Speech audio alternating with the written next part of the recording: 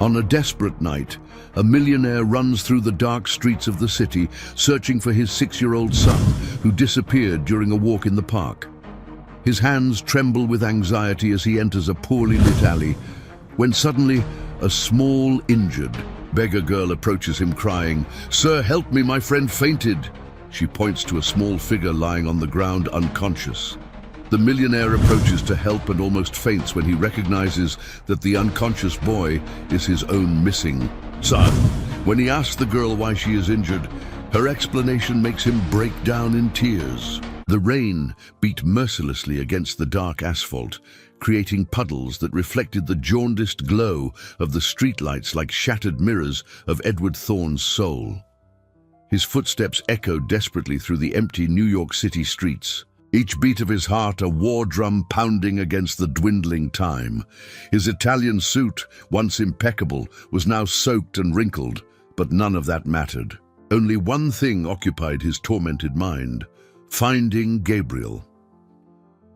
3 hours had passed since he'd gotten the call from the nanny. 3 hours of pure terror that felt like an eternity. "Mr. Thorne, I only lost sight of Gabriel for a minute in the park. When I turned back, he was gone." The words still echoed in his ears like a death sentence. He had immediately abandoned the most important meeting of the year, ignoring the protests of the Japanese investors, and rushed into the streets in search of his 6-year-old son. The smell of rain on hot asphalt, petrichor mixed with the city's grime, created a suffocating atmosphere, as if the city itself were conspiring against him. Edward had never felt so small, so vulnerable.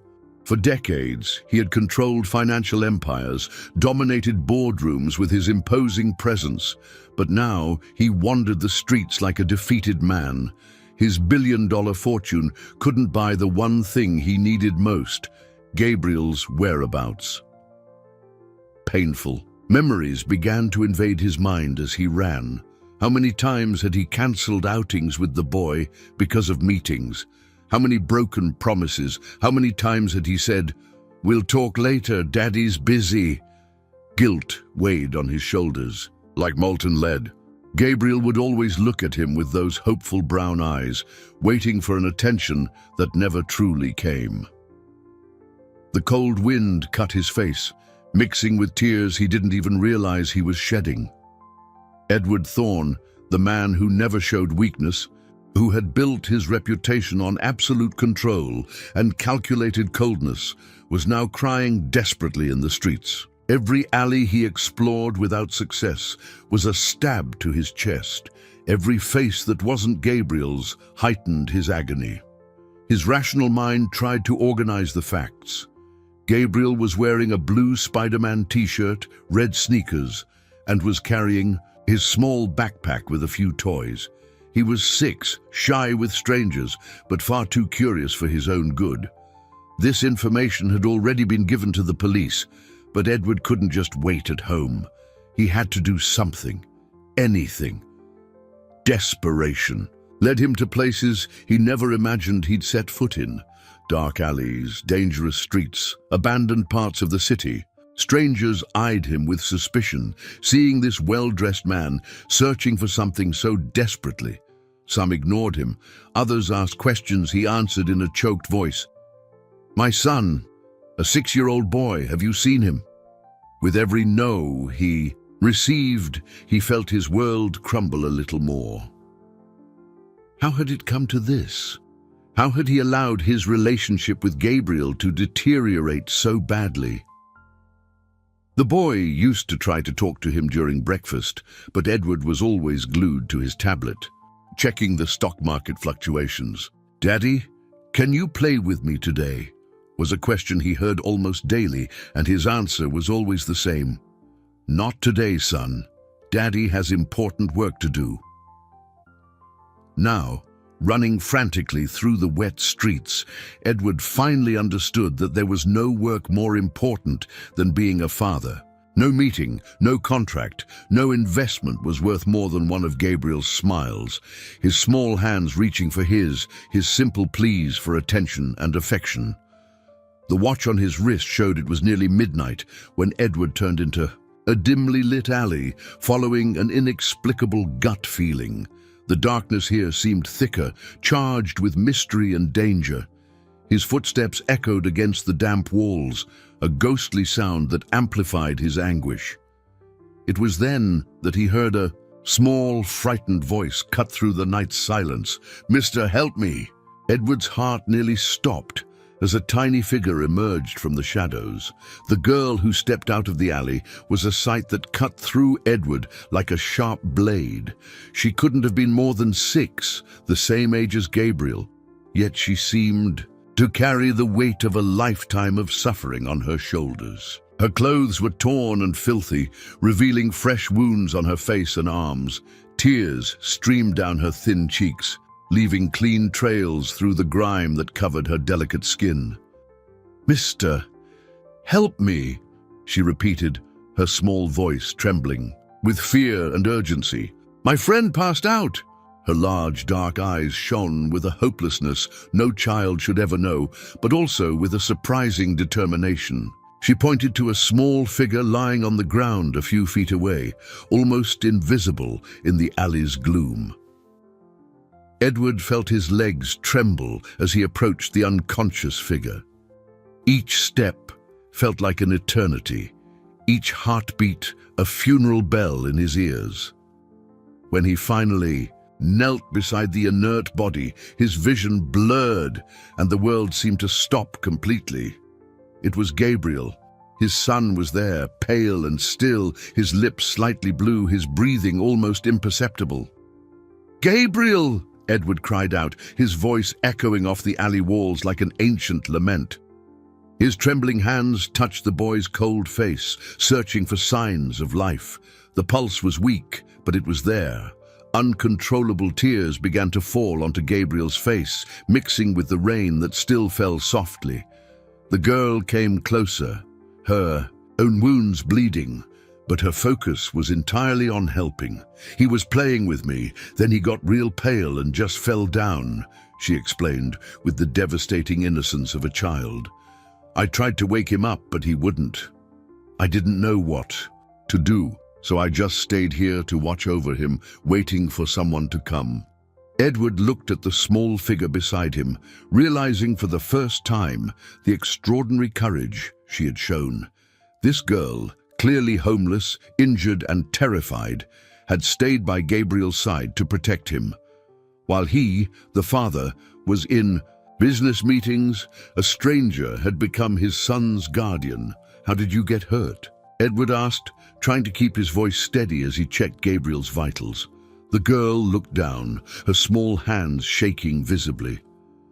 "Some bad men came and tried to take him," she whispered, as if the words burned her throat.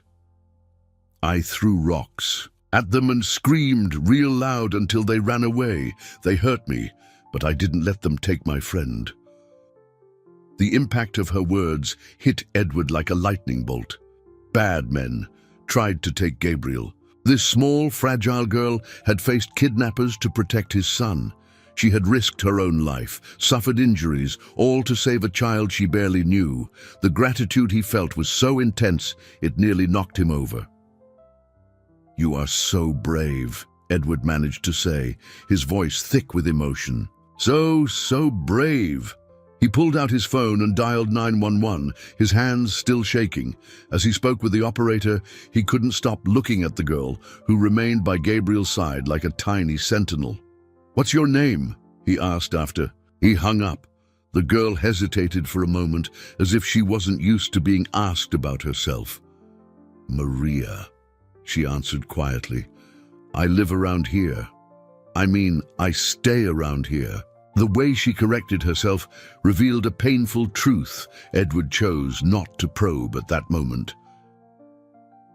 While they waited for the ambulance, Edward held Gabriel's hand and watched Maria. She was clearly in shock, but her primary concern was still Gabriel's well-being. She checked his breathing constantly, adjusted his position to make him more comfortable, and whispered words of encouragement as if he could hear her. "He's going to be okay," Maria said, more to herself than to Edward. He has to be. He's my only real friend." The purity and pain in those words broke something fundamental inside Edward.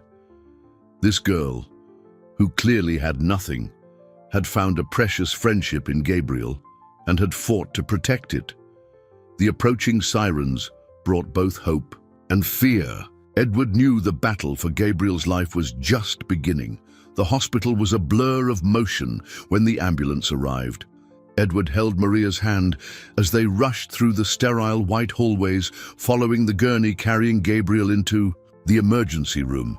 The girl, though injured and exhausted, refused to let go of Gabriel's hand, murmuring words of encouragement that only a pure friendship could inspire. "Sir, you need to stay here," a nurse said, stopping Edward from entering the ER. "The doctors need room to work." He nodded reluctantly, but Maria tried to push past. "I have to stay with him. He'll be scared if he wakes up alone." Edward gently hugged her, feeling her tremble with exhaustion and trauma. "He's in good hands. Now, Maria, you did everything you could. You saved him." The words came out with difficulty, heavy with an emotion he hadn't felt in years. This little girl had shown more courage and loyalty in one night than he had in years of fatherhood. While they waited for news, a nurse approached to tend to Maria's injuries. The girl resisted at first, clearly unaccustomed to receiving medical care, but Edward reassured her. "You need to take care of those cuts, little hero. Gabriel would be sad to know you got hurt because of him." During the treatment, Edward noticed every scar, every wound on Maria's frail body. They weren't just the fresh injuries from the fight. There were old marks, signs of a life on the streets that no child should ever know. Her clothes were so worn, they barely served as protection from the cold. Her bare feet were calloused and cut, indicating months, perhaps years, of walking on rough city streets. "Maria," Edward said softly, "where are your parents?" The question hung in the air like a heavy cloud. The girl stopped fidgeting and looked at him with a sadness that was far too mature for her age. "My mom died a while ago. I don't have anyone else." The simplicity of her answer was more devastating than any drama could be. "How long have you been on your own?" Edward asked, his heart breaking a little more. "A few months," Maria replied, shrugging as if it were nothing. "I manage okay. I know where to find food and places to sleep, and now I had Gabriel as a friend." The word "had" hit him like a punch to the gut.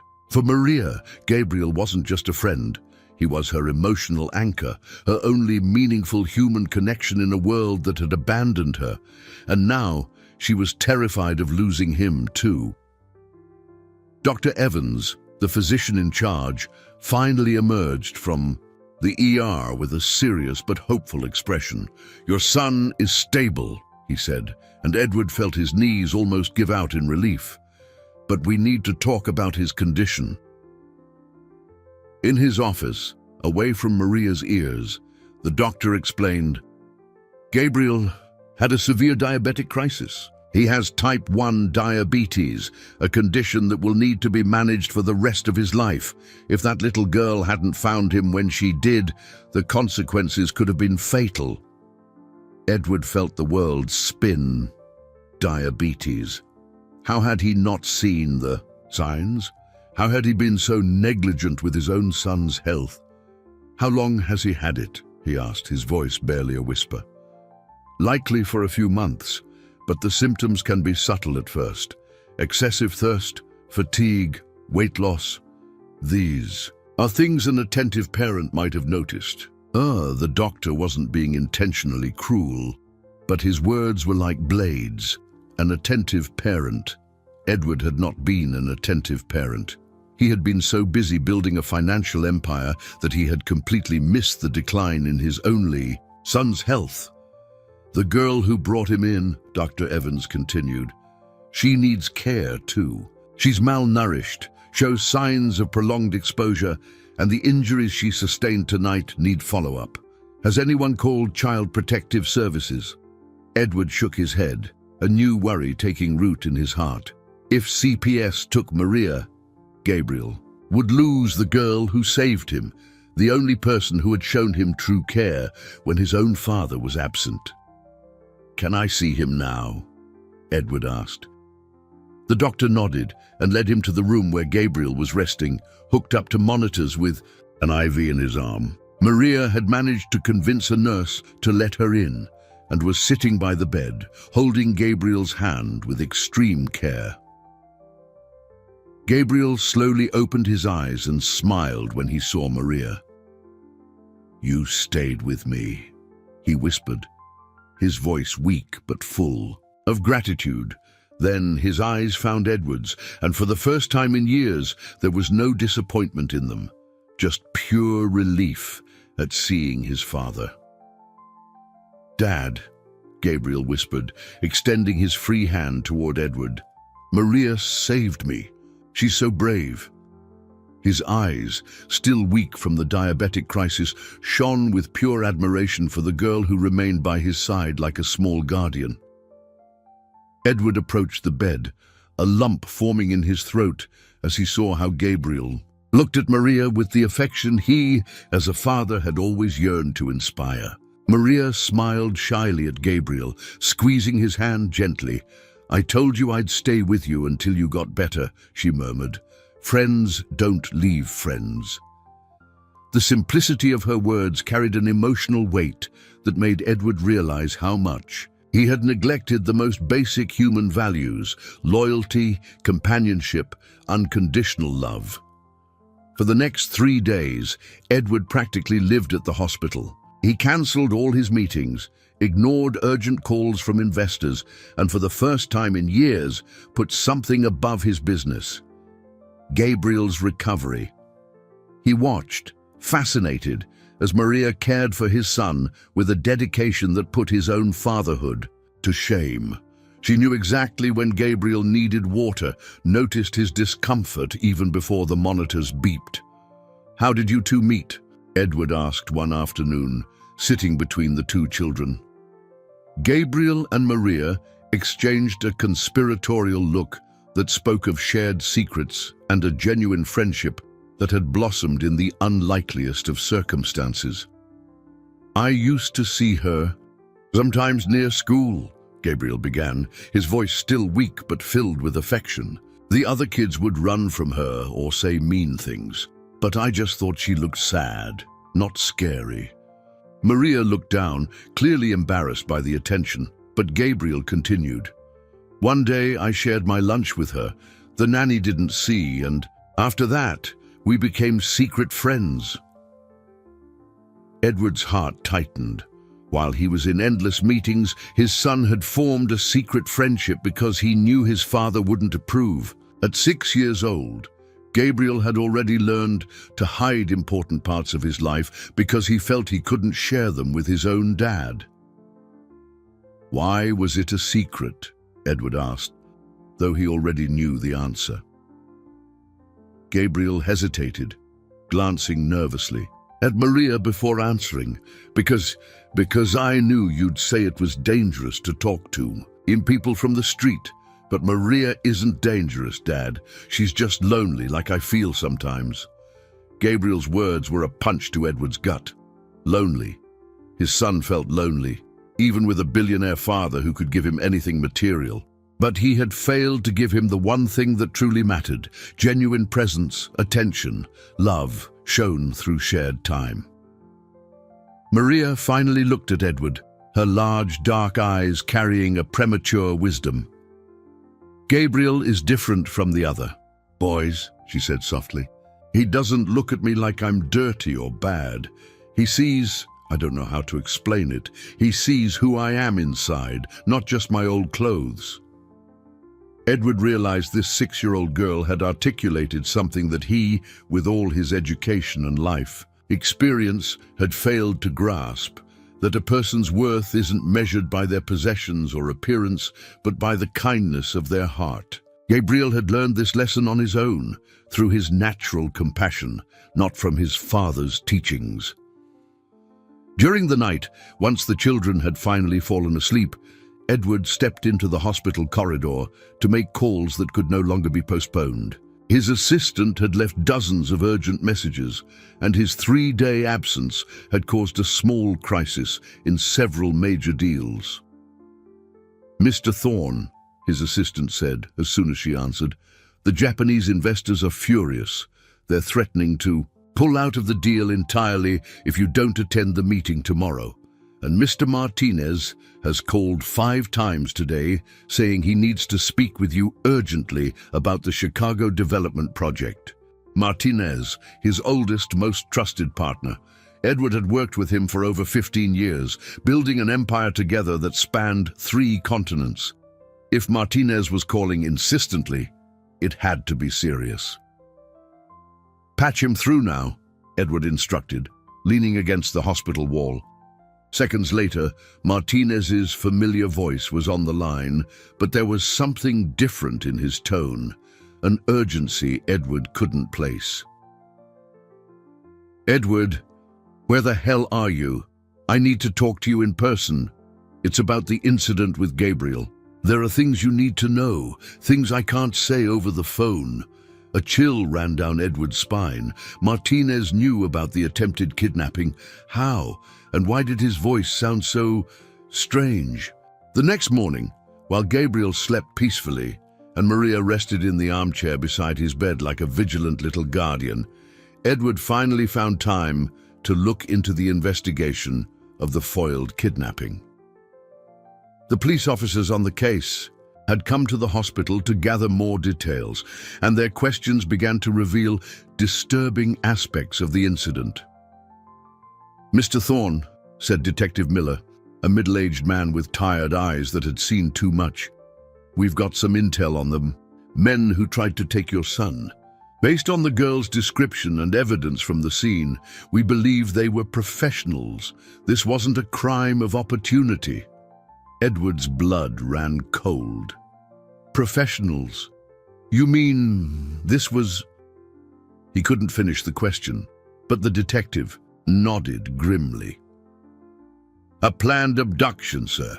They knew your son's routine, where he played, the best time to strike. Someone with access to inside information about your family fed it to them." The revelation hit Edward like a physical blow.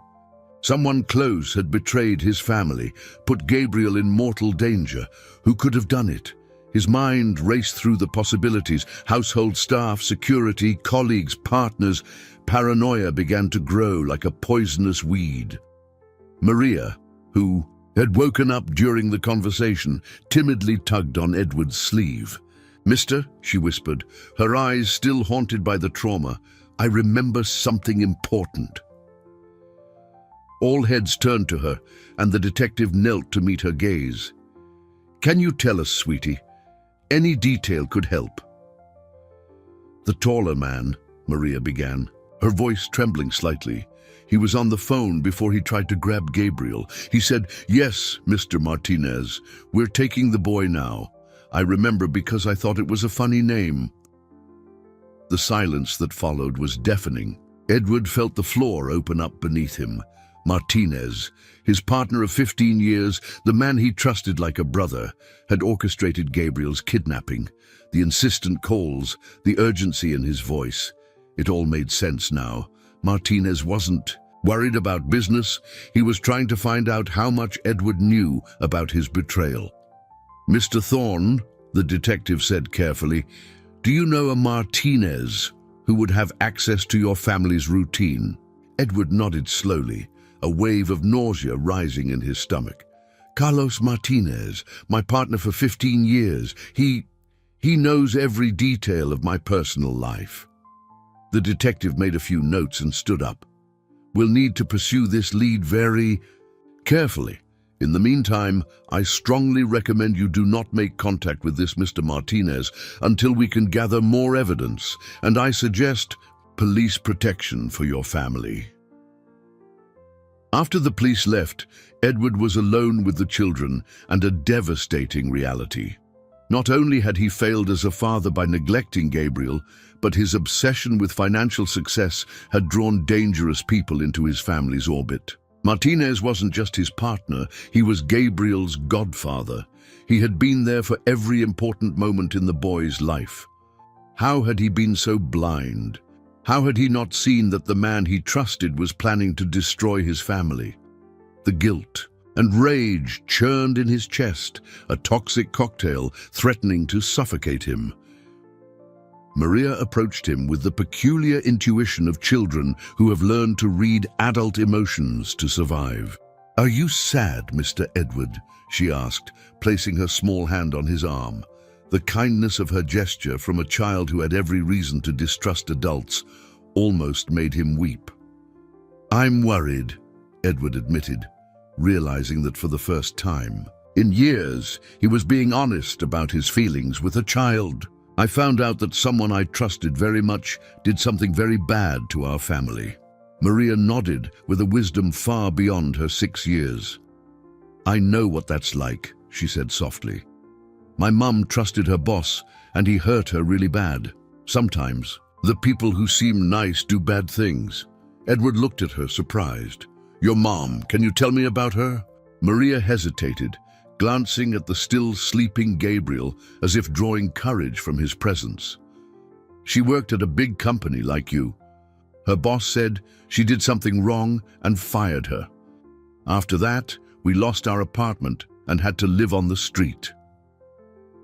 "What was the name of the company?" Edward asked, a terrible premonition growing in his chest. Maria frowned, trying to remember. "It had Thorn in the name. My mom always said one day we'd find the owner and tell him the truth about what really happened." Edward's world stopped. Maria's mother had worked for his company. She had been fired unjustly, possibly by Martinez, and had ended up on the streets with her young daughter. The girl who had saved Gabriel was the daughter of an employee he had failed to protect.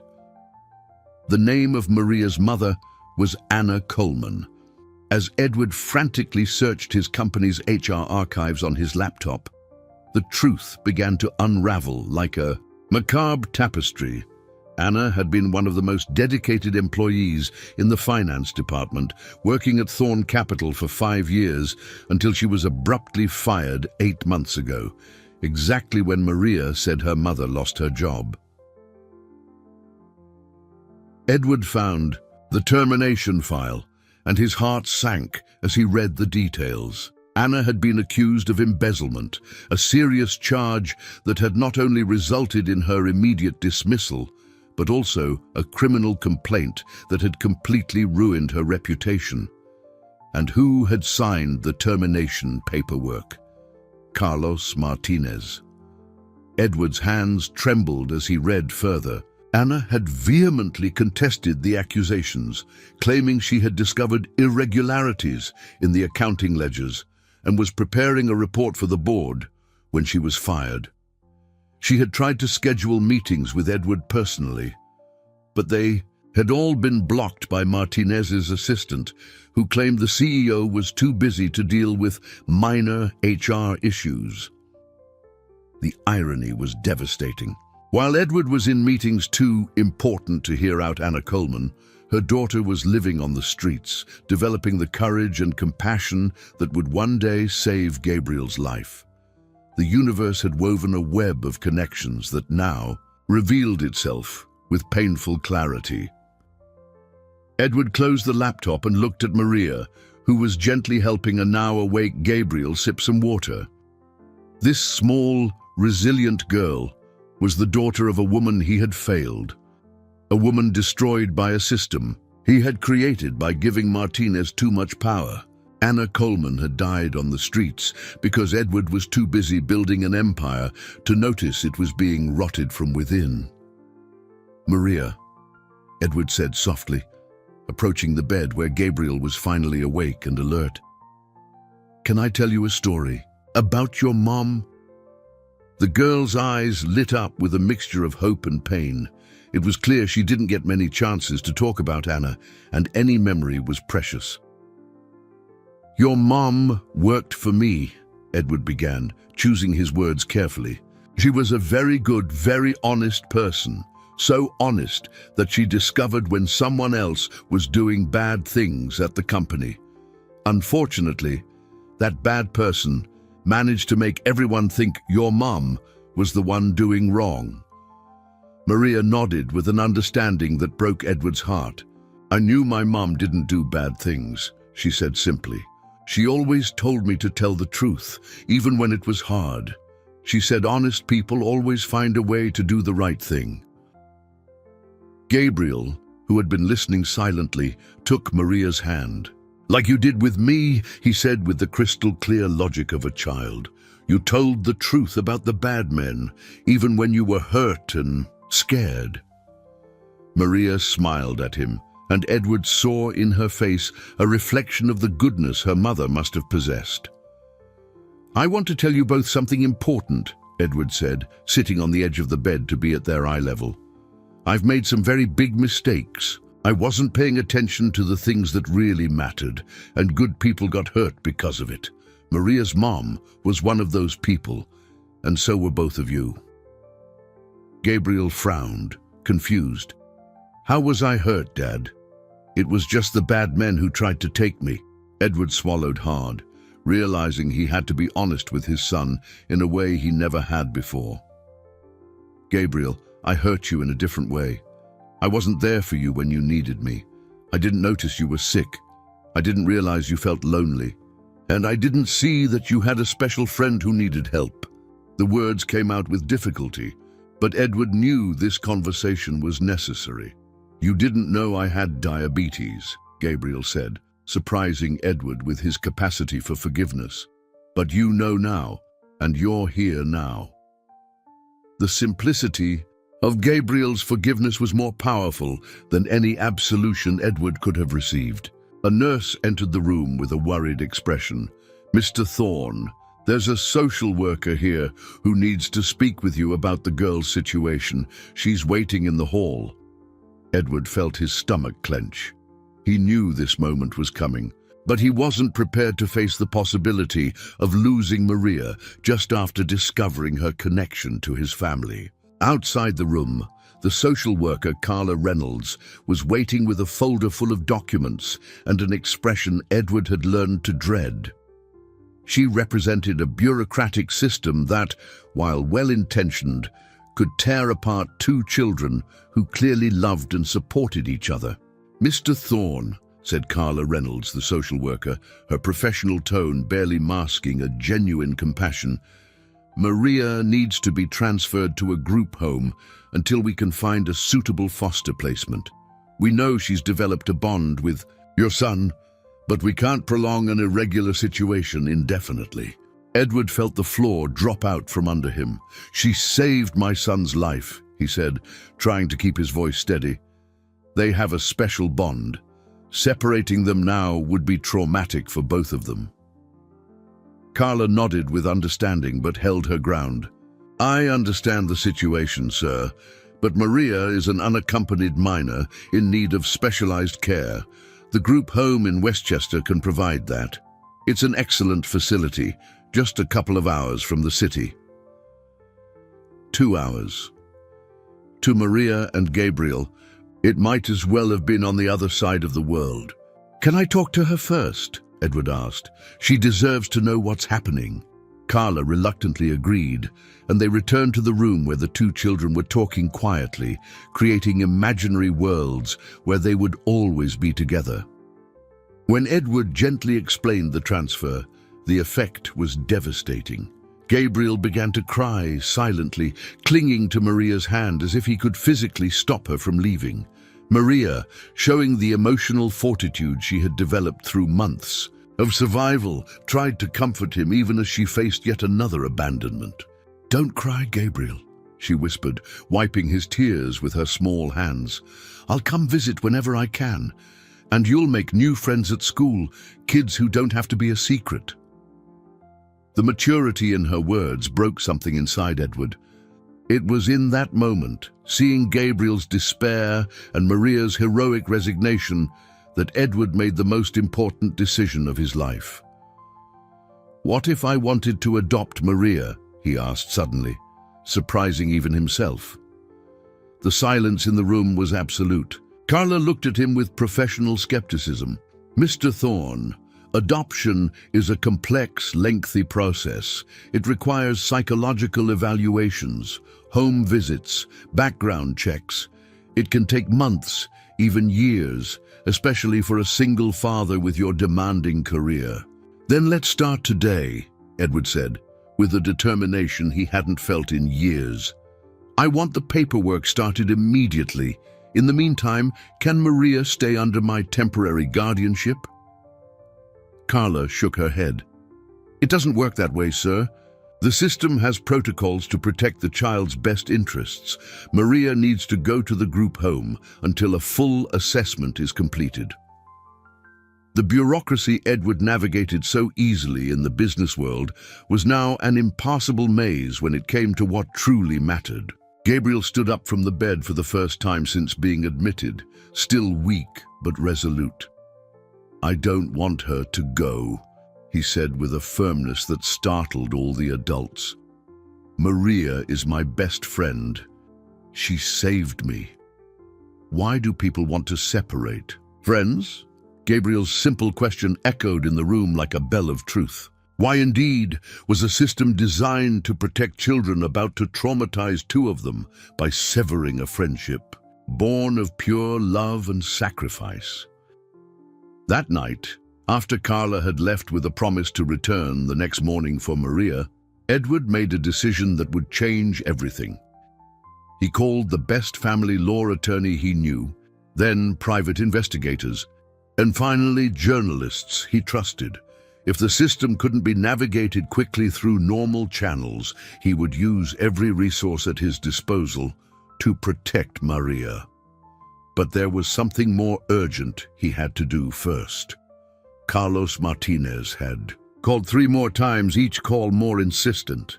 It was time to confront the man who had betrayed his family and destroyed the life of Maria's mother.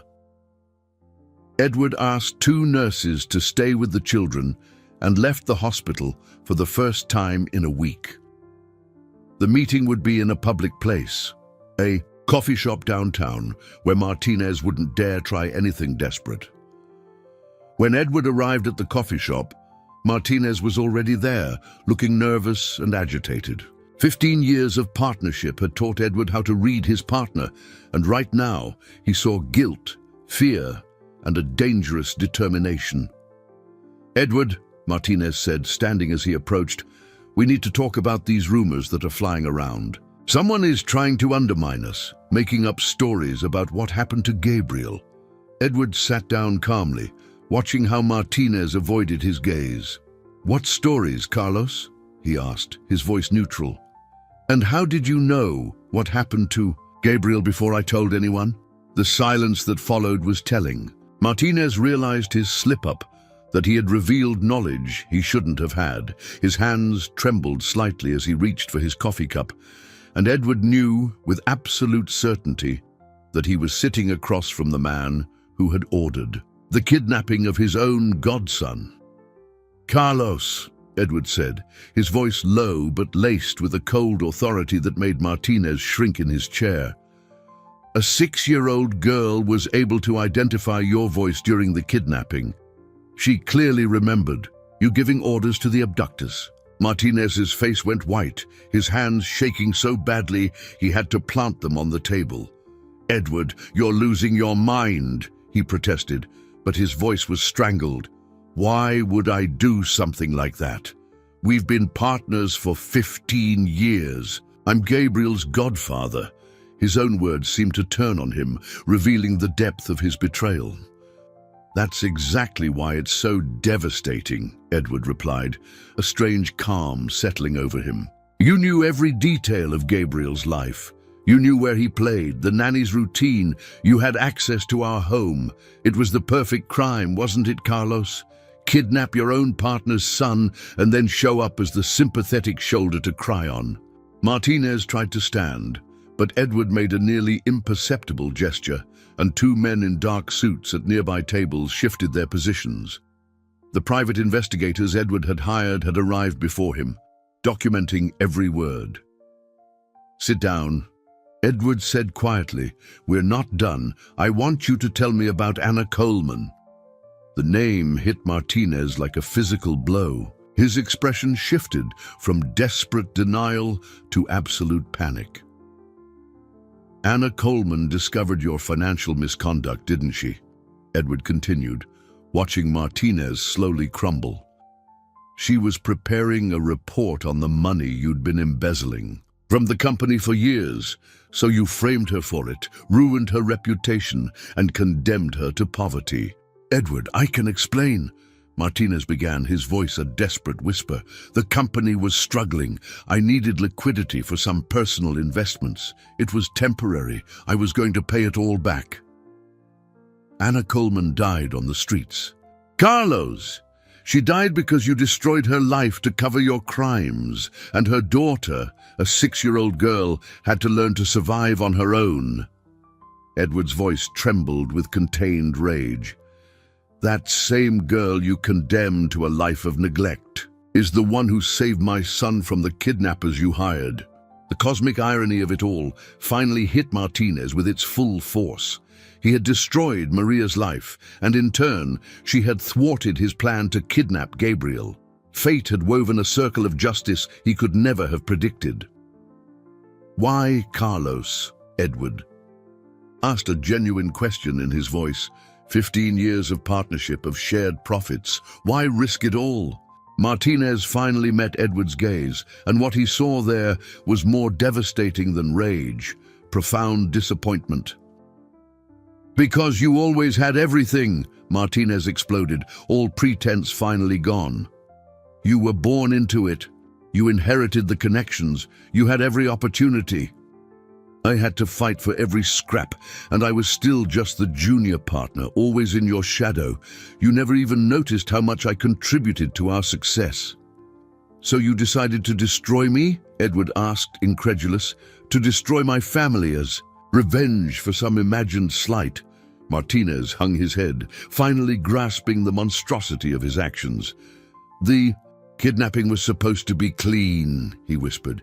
"Gabriel would be gone for a few days. You'd pay the ransom, and he'd come back safe. I'd use the money to cover what I'd taken, and no one would get hurt." Edward felt sick, hearing Martinez's twisted logic. And what if something had gone wrong? What if Gabriel had been hurt? What if he had died because of your greed? Each question was a slap to Martinez's face. "I never wanted anyone to get hurt," Martinez said, tears now streaming down his face.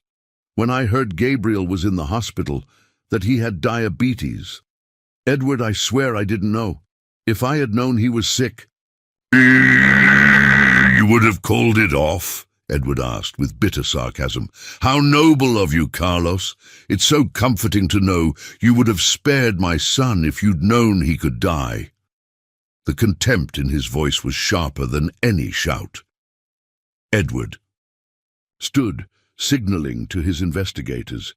"The police already have enough to arrest you, Carlos, but I wanted to look you in the eye and understand how the man I considered a brother became this despicable." Martinez tried one last desperate gambit.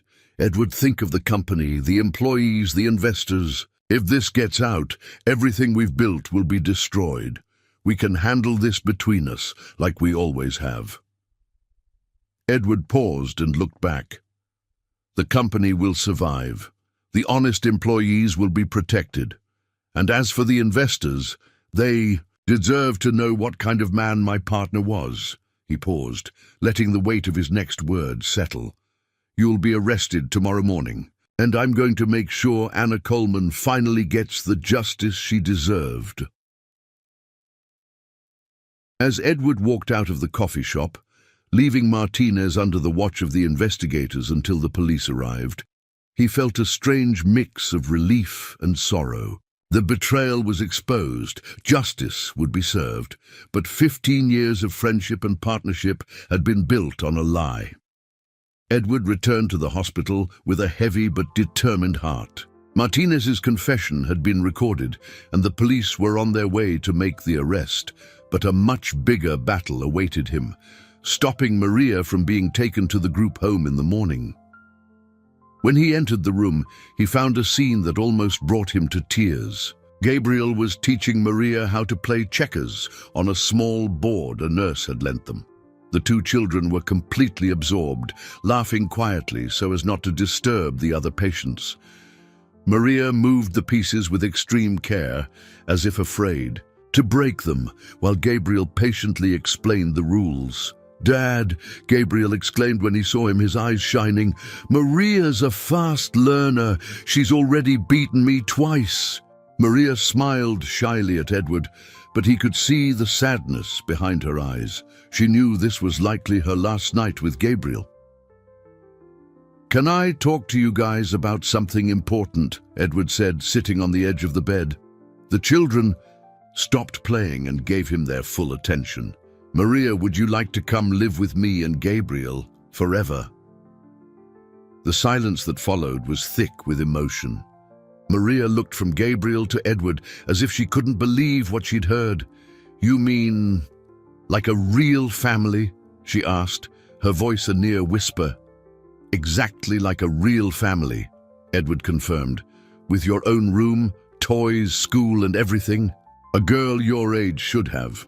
Gabriel, though still weak, leapt from the bed and hugged Maria tightly. "I told you my dad would figure something out," he shouted with joy. "Now you can be my real sister." Maria started to cry, but they were tears of joy mixed with the natural distrust of someone who had been let down too many times. "But the lady said it was hard," Maria said, referring to the social worker, "that it takes a long time and might not happen." Edward knelt in front of her, looking directly into her eyes. "Maria, I promise you, I will do everything in my power to make sure you stay with us. It might take a little time, it might be complicated, but I will not give up. Ever." The sincerity in his voice convinced her he meant it. That night, Edward worked tirelessly. He called top family law attorneys, contacted child psychologists for emergency evaluations, and even reached out to friendly journalists to document the extraordinary story of how Maria had saved Gabriel. If the bureaucracy was slow, he would use public pressure to speed it up. Albert Reed Eskin, the most respected family lawyer in the city, arrived at the hospital at 2 a.m. Edward had offered an obscene amount of money for the emergency consultation, but it was the story of the children that truly motivated him. "Mr. Thorne," Mr. Reed said after hearing all the details, "what you're proposing is technically possible, but it will require proving that separating the children would cause significant psychological trauma.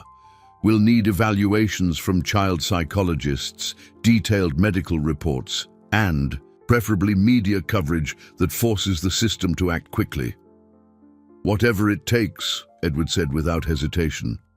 "How much time do you need?" Mr. Reed glanced at his watch and did some mental calculations. "If we work through the night, we can have a petition for temporary custody ready to file with a judge at 8 a.m. It's a long shot, but it's possible." While the lawyers worked, Edward returned to the children's room. Maria had fallen asleep next to Gabriel, their small hands intertwined as if not even sleep could part them. The sight was so touching that Edward had to lean against the wall to keep his composure. A nurse approached him quietly. "Mr. Thorne," she whispered, "if I may say something. In 20 years at this hospital, I have never seen two children with a connection this strong. It's like they're two halves of the same soul. It would be a cruelty to separate them now." Edward nodded, feeling the weight of the responsibility he had taken on. This wasn't just about giving Maria a home. It was about preserving a friendship born of pure love and mutual sacrifice. It was about honoring Anna Coleman's memory by ensuring her daughter had the life she had dreamed for her. At 5 a.m., Carla Reynolds arrived at the hospital earlier than planned, accompanied by 2 staff members from the group home. Edward intercepted her in the hallway, still in the same clothes from the night before, his eyes red with fatigue, but his resolve unshaken. "Mr. Thorne," Carla said with genuine sympathy, "I know this is difficult, but Maria needs to come with us now. The longer we draw this out, the harder it will be for her." Edward took a deep breath, knowing the next few minutes were crucial. "Carla, I need you to give me 1 hour, just 1 hour before you take her. There are legal developments that could change everything." Carla frowned, clearly skeptical. "What kind of developments?" she asked. Edward showed her a copy of the temporary custody petition Mr. Reed had finalized just minutes before. "I'm filing for temporary guardianship based on the psychological trauma separation would cause both children, backed by emergency medical and psychological evaluations." Carla quickly read the document, her expression shifting from skepticism to surprise. "Mr. Thorne, this is impressive, but a judge could still deny the petition. I can't risk Maria's well-being on a possibility." It was then that Edward played his final card.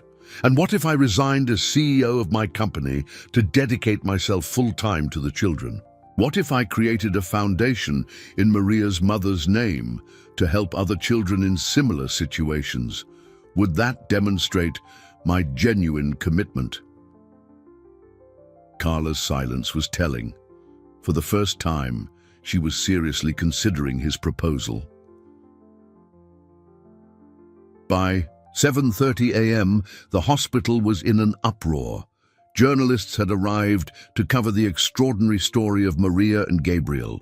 Child psychologists were finalizing their emergency reports, and lawyers were rushing through the halls with legal documents. At the center of this chaos, 2 children remained, huddled together on a hospital bed, oblivious to the epic battle being waged for them to stay together.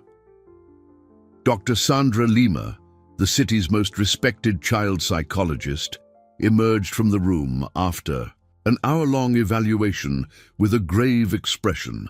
"Mr. Thorne," she said, "I have rarely seen such an intense emotional codependency between 2 children. Gabriel shows clear signs of severe separation anxiety when asked about the possibility of being parted from Maria. And Maria, she has built a psychological defense mechanism around Gabriel that goes far beyond normal friendship." Edward's heart raced. "What does that mean in legal terms?" Dr. Lima consulted her notes. "It means that forcibly separating these children at this time would cause significant psychological trauma to both. Gabriel could spiral into a deep depression, affecting his diabetes management, and Maria could regress emotionally, losing the progress she's made by finding stability through her friendship with Gabriel." Carla Reynolds, who had observed the entire evaluation, approached with a conflicted expression. "Dr. Lima, as a professional, what would you recommend?" The psychologist didn't hesitate. "I strongly recommend the children remain together during any transitional process. An abrupt separation would be detrimental to both." Carla nodded slowly, clearly torn between bureaucratic protocol and the children's well-being. At 8 a.m. sharp, Mr. Reed returned with news from the courthouse. "The judge has agreed to hear our petition on an emergency basis. We have a hearing scheduled for 10 o'clock. This is our one shot." Edward felt a mix of hope and terror. Everything hinged on the next 2 hours. While the lawyers prepared, Edward made the most radical decision of his life. He called his company's board of directors and convened an emergency video conference. In front of a dozen stunned executives, Edward formally resigned as CEO of Thorne Capital. "As of today," he said into the camera, "I will be dedicating myself full-time to my family and to establishing the Anna Coleman Foundation, dedicated to helping children in vulnerable situations." The shockwave of his decision echoed across social media within minutes. Gabriel and Maria watched the live broadcast on a nurse's tablet, not fully understanding the magnitude of what Edward had just done. "Dad, you're not going to work anymore?" Gabriel asked, confused. Edward knelt beside the bed. "I will be working, son, but on a much more important job. My job will be taking care of you and Maria and helping other kids just like her." Maria looked at him, her expression a mixture of admiration and suspicion. "But aren't you going to lose all your money?" she asked with the practicality of a child who had learned about deprivation firsthand. Edward smiled, realizing Maria was genuinely worried about him. "Maria, I've discovered that true wealth isn't the money we have in the bank, but the people we love and who love us back. You two are worth more than all the money in the world." The simplicity of his answer convinced her of his sincerity. At 9:30, it was time to leave for the courthouse. Edward had arranged for a special ambulance to transport Gabriel, who still required medical monitoring. Maria refused to let go of Gabriel's hand for the entire ride, as if her touch were a protective talisman. At the courthouse, a small crowd had gathered. The children's story had touched the city's heart, and dozens of people were there to show their support. Signs with messages like, "Keep the kids together" and "Maria is a hero" created an emotionally charged atmosphere. The judge, Robert Harrison, a man known for his sensitivity in cases involving children, watched carefully as Edward, Gabriel, and Maria entered the courtroom. Gabriel, still weak but determined, held tightly to Maria's hand as she guided him like a tiny nurse. Their mutual dedication was plain for all to see. The assistant district attorney, who would normally oppose such unconventional arrangements, seemed visibly moved by the scene. "Before we begin," Judge Harrison said, "I'd like to speak directly with the children." He stepped down from his bench and knelt in front of Gabriel and Maria, temporarily removing the formality of the judicial setting. "Gabriel," he said softly, "can you tell me how you met Maria?"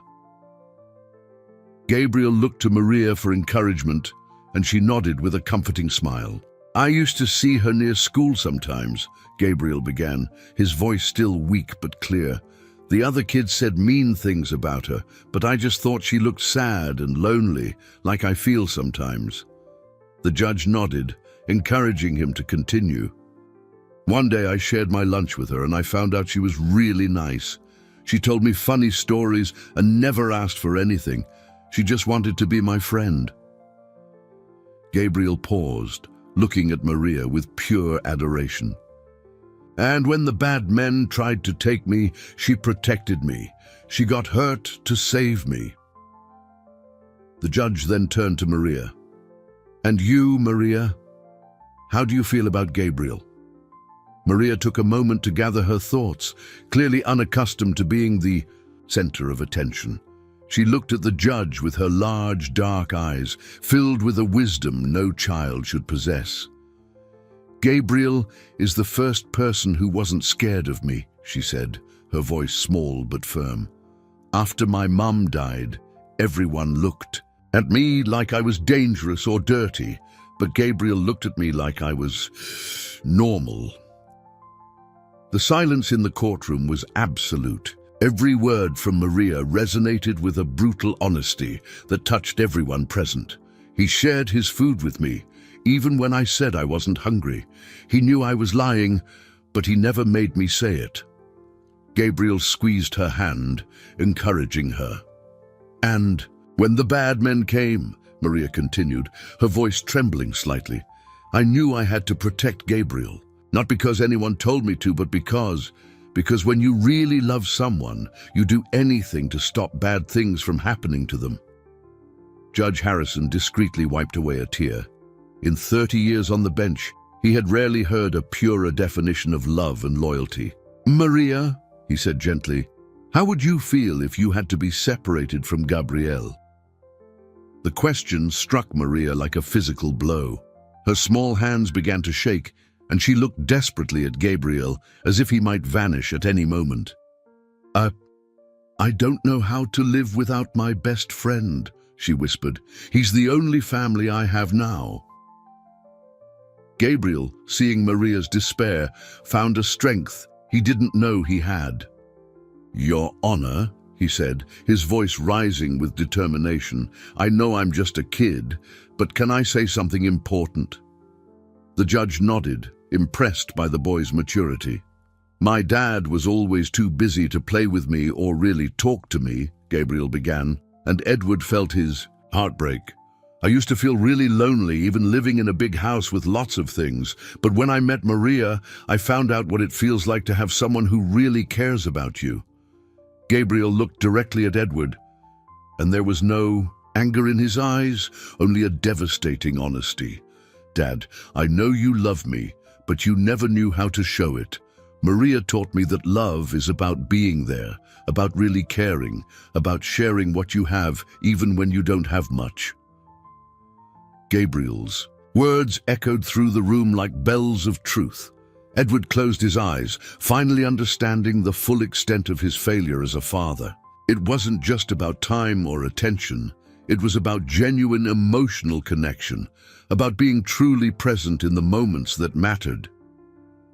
"If you separate us," Gabriel continued, tears now streaming down his face, "it'll be like taking half of my heart away. Maria isn't just my friend, she's my sister in my heart, and siblings shouldn't be separated." Mr. Reed stood to formally present the custody petition, but the judge stopped him with a gesture. Before the legal arguments, he said, "I'd like to hear from Mr. Thorne, not what the lawyers have prepared, but from the heart. Why do you believe you should have custody of Maria?" Edward rose, feeling the weight of every decision he'd ever made converging on this single moment. "Your Honor," he began, his voice thick with emotion, "for years, I believed that being a good father meant providing for my son financially. I worked obsessively to build an empire to secure Gabriel's future." He paused, looking at the two children who were watching him with total focus. "But I almost lost my son because of that obsession. While I was building wealth, Gabriel was developing diabetes without me even noticing. While I was closing deals, he was forming a friendship that would save his life." Edward knelt in front of the children, speaking directly to them, but knowing his words were for the entire room. "Maria taught me what true courage and unconditional love mean. A 6-year-old girl risked her own life to save my son, something I, with all my resources, failed to do because I wasn't paying attention." "But more than that," Edward continued, his voice growing with conviction, "Maria taught me that family isn't defined by blood or legal documents. It's defined by love, mutual care, and the commitment to be there in the hardest moments. Gabriel and Maria are already a family in the only way that truly matters." The judge watched the interaction, noticing how Gabriel and Maria had drawn closer to Edward during his speech, as if naturally pulled in by his sincerity.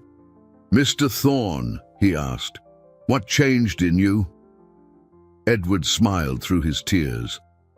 "Your Honor, I discovered that true wealth isn't measured by how much money you accumulate, but by how many hearts you touch. Maria touched Gabriel's heart and saved his life.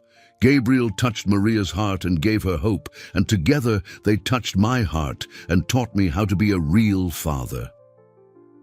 Just then, a new voice rose in the courtroom. It was Carla Reynolds, the social worker. "Your Honor," she said, standing slowly, "in 15 years of working with at-risk children, I have never seen a bond so genuine and mutually beneficial. To separate Gabriel and Maria now would be to institutionalize trauma, not to protect them from it." Judge Harrison stood and walked silently around the room, absorbing the emotional weight of the moment. The tension was palpable. Everyone knew the next few minutes would determine the fate of two children whose lives had already been marked by loss and trauma. Gabriel held Maria's hand so tightly his knuckles were white, while she whispered words of encouragement in his ear. "In 30 years as a judge," the magistrate finally said, returning to his bench, "I have learned that the law exists to serve justice, not the other way around. And justice, in cases like this, must always consider the best interest of the child. Not bureaucratic procedures, not administrative convenience, but what genuinely protects and nurtures the well-being of vulnerable human beings." Edward felt his heart pound so hard he was sure the whole room could hear it. This was the moment that would define not only Maria's future, but his own chance at redemption. He looked at Gabriel, who, despite his physical fragility, radiated a determination. That astounded everyone. "Your Honor," Gabriel said suddenly, surprising everyone by standing up, "can I say one more thing?" The judge nodded, clearly touched by the boy's courage. Gabriel walked to the center of the room, bringing Maria with him. "I want everyone to know I'm not asking you to let Maria stay with me just because I like her," Gabriel said, his small voice filled with conviction. "I'm asking because she needs a family as much as I need her, and my dad has finally learned how to be a real dad." Maria nodded vigorously. "Gabriel taught me. There's good in the world," she said, looking directly at the judge. "And Mr. Thorne showed me that some grown-ups keep their promises. I've never had a real family, but now I know what it feels like to have people who care about me." Then, something completely unexpected happened. Carlos Martinez, flanked by 2 police officers, was brought into the courtroom in handcuffs. The judge had ordered his presence, wanting to fully understand the circumstances that had led to this situation. "Carlos Martinez," the judge said grimly, "you stand accused of conspiracy to kidnap, corporate fraud, and the destruction of innocent lives. Do you have anything to say before I make my decision about the future of these children?" Martinez, visibly shaken and remorseful, looked at Maria with tears in his eyes. I destroyed her mother's life," he said, his voice breaking. "Anna Coleman was an honest woman who discovered my crimes, and I condemned her to die on the streets to protect myself. Her daughter," he looked at Maria, "her daughter is braver and more honest than I ever was." He turned to Edward with an expression of profound regret. "Edward, you were a better friend than I deserved. And Gabriel has a pure heart that I almost destroyed out of greed." Martinez took a deep breath. "Your Honor, if my testimony can help in any way, I want to state for the record that Edward Thorne is a man of integrity who was betrayed by my ambition. He had no knowledge of any of my illegal activities. And these children, they deserve to be together." Maria saved Gabriel from my own evil. The impact of Martinez's testimony was electric. Even the prosecutor, who had come prepared to question Edward's fitness as an adoptive parent, was clearly moved. The judge called for a brief recess. In the 15 minutes that followed, Edward sat on the hallway floor with Gabriel and Maria, the 3 of them forming a small, intimate circle away from the surrounding chaos. "No matter what happens," Edward said, "I want you to know that you've already changed my life forever. Gabriel, you taught me that being a father is about being present, not providing things. And Maria, you showed me that true courage is protecting the ones you love, even when it costs you everything." Maria leaned her head on Edward's shoulder for the first time. "Mr. Edward," she said softly, "if you really want to be my dad, I promise to be the best daughter I can be. I'll take care of Gabriel and help you be a better dad too." Gabriel laughed through his tears. "Maria, you're already the best sister in the world. And Dad," he looked at Edward with a love he hadn't shown in years, "you're already a better dad. You're here with us when we need you, and that's all that matters."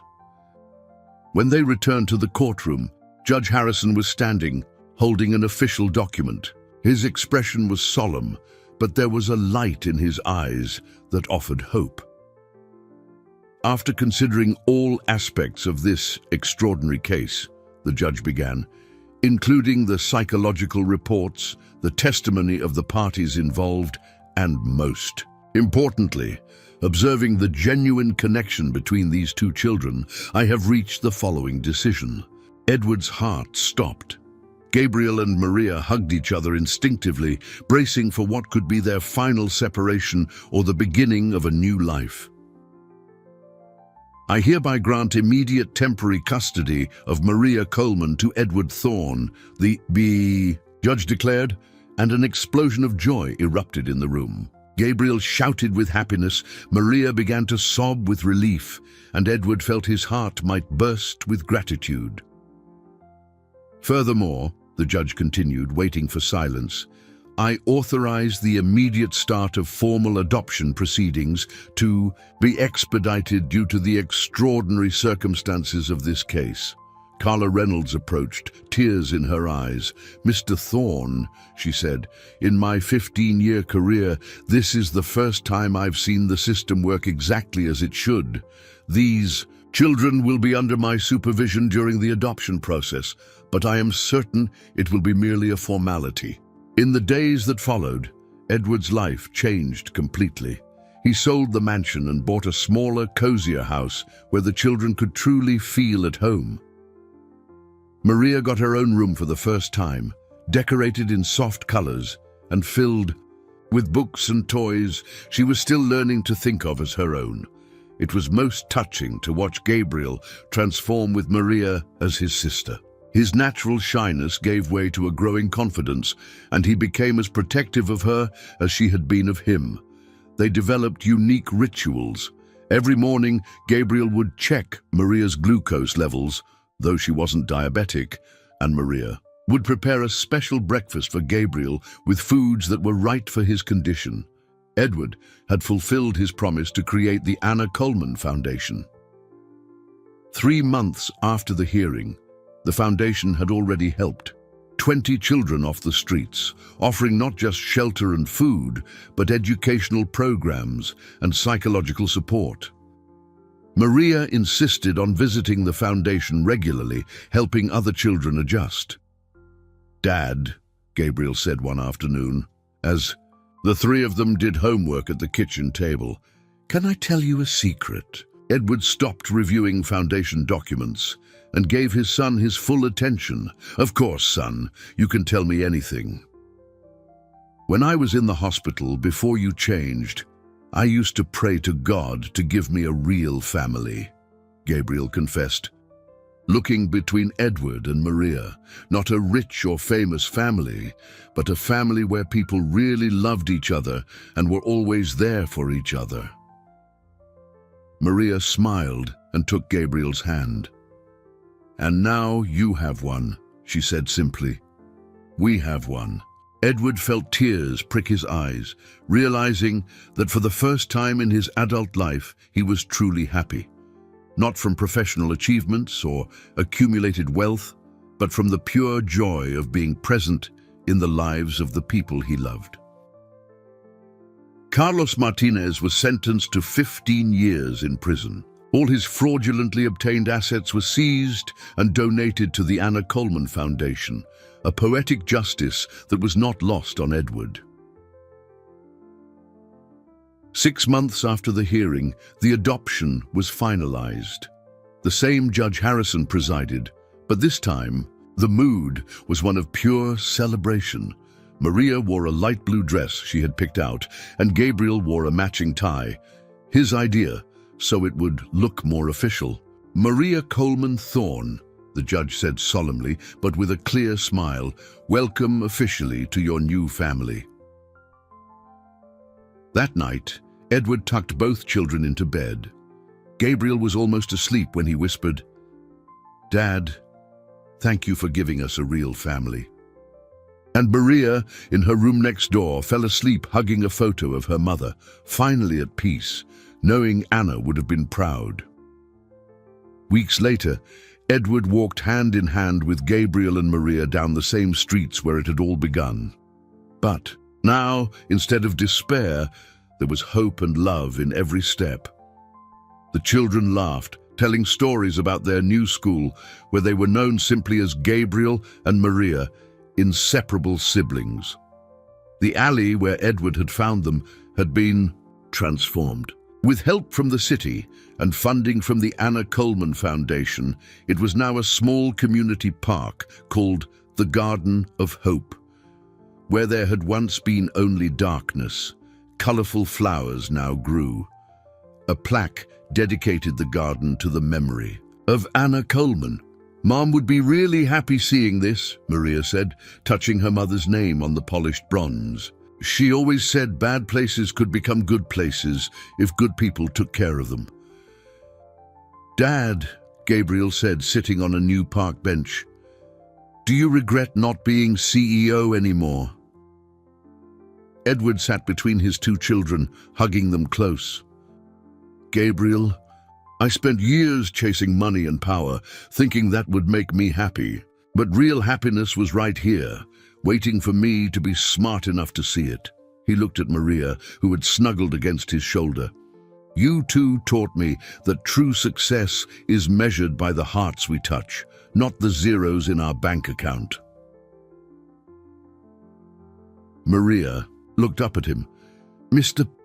Dad," she said, still getting used to the word, "when I lived on the street, I used to come here at night because it was quiet and I could see the stars. I'd make wishes, asking for my mom to be okay and asking to find a family who would really love me." She paused, looking at Gabriel. "When I met Gabriel, I knew the stars had heard me. I could help someone. And by helping, I found my family." Edward felt tears roll down his face. "You know what I've learned?" he said, his voice thick with emotion. "I learned that sometimes you have to lose almost everything to find out what really matters. I almost lost Gabriel to neglect, and I almost lost the chance to know Maria by being too busy to notice what was important." Gabriel stood and hugged him tightly. "But you didn't lose us, Dad. You found us, and we found you. And now we're a family forever." Maria joined the hug. As they walked home, Edward reflected on the journey. The dark alley had become a garden of hope. The abandoned girl had become his beloved daughter. The neglected son had become his greatest teacher. And he, the billionaire, had learned that true wealth lies in presence, care, and the love we share with our chosen family. That night, Edward told them a story. The story of a man who thought he had everything, but discovered he had nothing, until two extraordinary children taught him the true meaning of love, family, and purpose. "And did they live happily ever after?" Gabriel asked, using the classic fairy tale ending. Edward smiled, looking at his two children nestled beside him on the sofa. "They lived," he answered, "building happiness together, one day at a time, always remembering that true love is the greatest adventure of all."